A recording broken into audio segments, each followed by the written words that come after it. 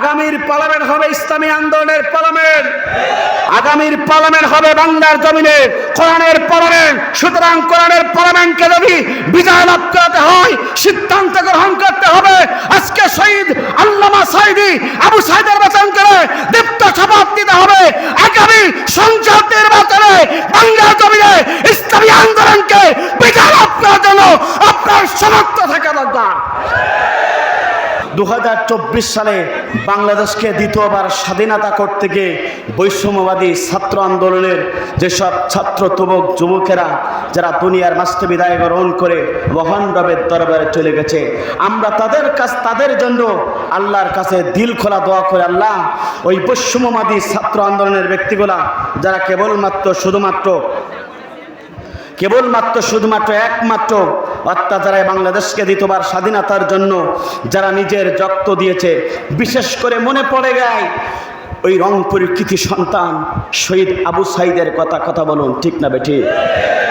এই মাগফিরাত কামনা করি সেসব ভাইদের জন্য যাদের জীবনটা ইসলামের জন্য দিয়েছেন, কোরআনের জন্য দিয়ে গোটা পৃথিবীতে যাদের নামগুলো স্বর্ণাক্ষরে লেখা হয়েছে।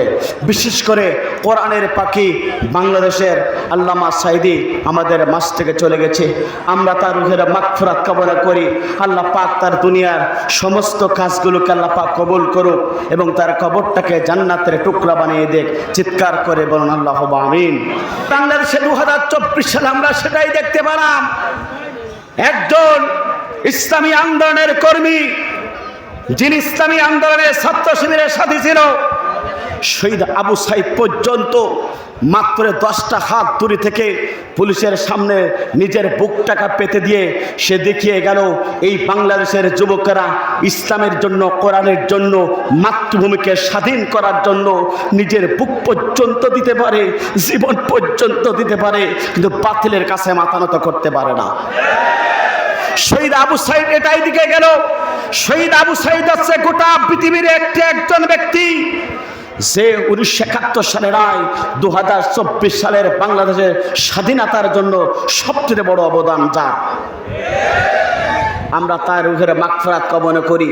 আল্লাহ পাক তার অনুসারী যারা এই দুনিয়ার মাঝ থেকে চলে গেছে 2024 সালে দ্বিতীয়বার বাংলাদেশ স্বাধীন করতে গিয়ে যারা জীবন দিয়েছে, আল্লাহ পাক তাদের কবরবাসীগুলোকে জান্নাতের টুকরা বানিয়ে দেখ। চিৎকার করে বলেন আল্লাহুম্মা আমিন।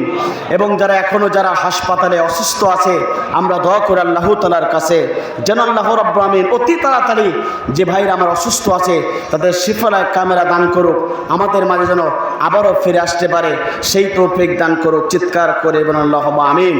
প্রিয় উপস্থিতি, আমরা এই দোয়া মাহফিলে এবং কোরআনের মঞ্চে আসতে পেরে খুশি না বেজার? জোরে বলেন খুশি না বেজার? কারা কারা খুশি দুহাত তুলে একটি আল্লাহকে দেখায়। লিল্লাহে তাকবীর, লিল্লাহে তাকবীর। হাত নামান। আমরা এমন একটি পরিবেশ পাবো, এখান থেকে 1 মাস আগেও কি আমরা জানতাম? জোরে বলেন জানতাম? মঞ্চেতে কোরআনের কথা বলাই যেত না। এই কেশবপুরে এই এলাকার অনেকবার এসেছি, কোরআনের কথা বলতে গেলে অনেক বাধা প্রতিবন্ধকতা, অনেকে আমাকে ডিস্টার্ব করছে। সুতরাং এই 2024 সালে 5 আগস্টের পরে বাংলাদেশে ইসলামী রাষ্ট্রের জন্য ইনশাল্লাহ বিজয় হয়েছে। সুতরাং আগামীর পার্লামেন্ট হবে কোরআনের পার্লামেন্ট।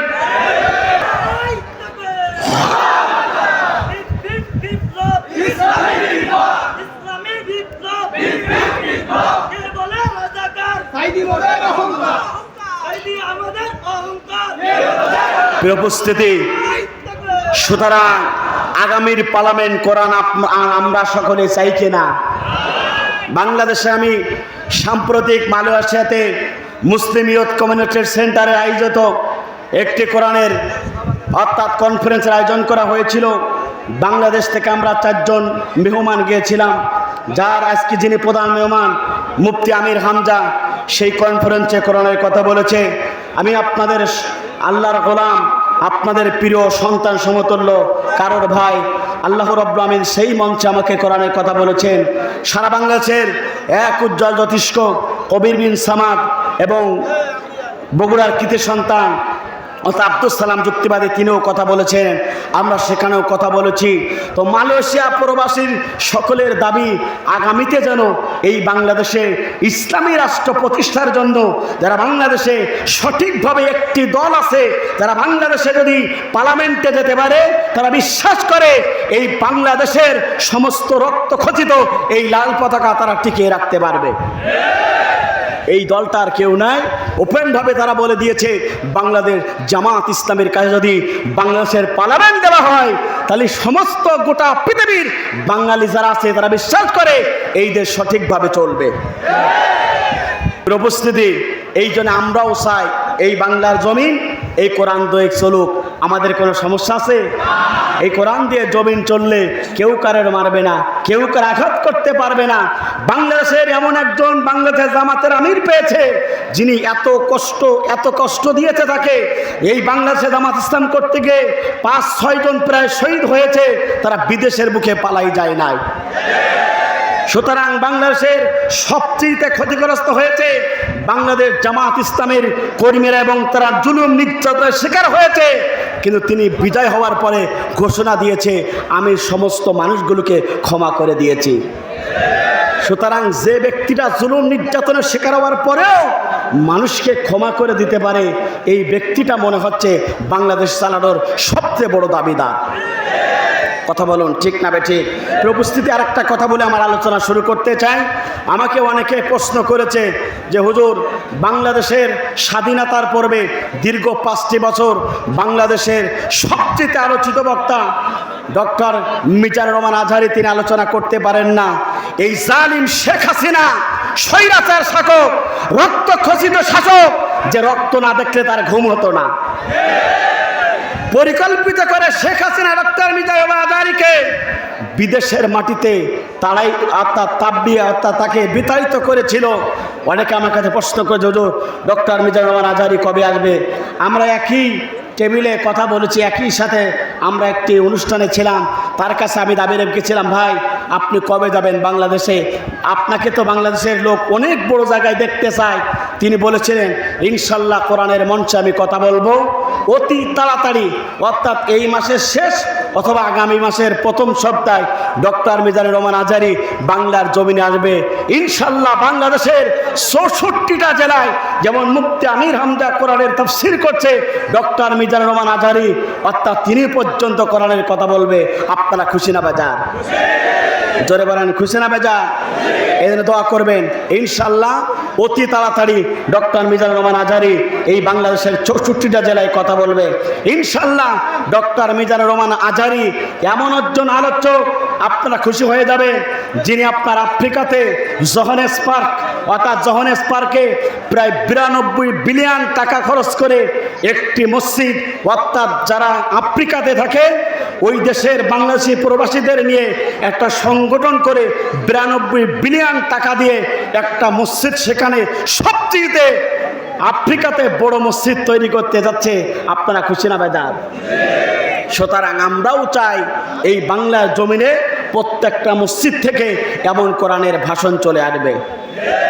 আমরা চাই এদেশে কোনো প্রকার চোর থাকবে না, আমরা চাই এদেশে ধর্ষণকারী থাকবে না, আমরা চাই যারা বাংলাদেশ থেকে প্রতি সেকেন্ডে 22,000 টাকা লুট করে বিদেশের বুকে পাঠিয়েছে, যারা আপনার আমার ট্যাক্সের টাকা প্রতি মিনিটে 1,32,000 টাকা পার করেছে, আমরা চাই যারা বাংলাদেশের থেকে প্রতি ঘন্টায় কোটি কোটি টাকা পাচার করেছে, আমরা চাই গত 17 বছরে জুলুমের শিকার হতে হয়েছে প্রায় 99.1 বিলিয়ন যারা টাকা দুর্নীতি করেছে, যারা 94,000 বিলিয়ন দশমিক 1 টাকা দ্বারা এদেশ থেকে ঋণগ্রস্ত করেছে।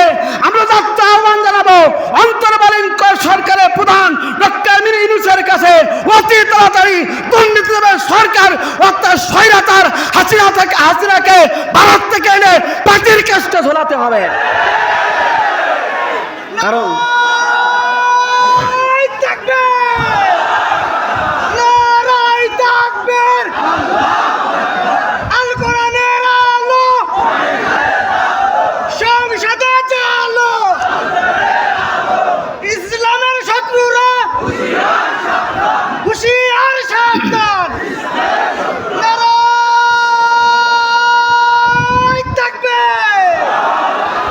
এতটাই দুর্নীতি করেছে, আপনার আমার রক্তগুলো চুষে খাবার মতন শেষ।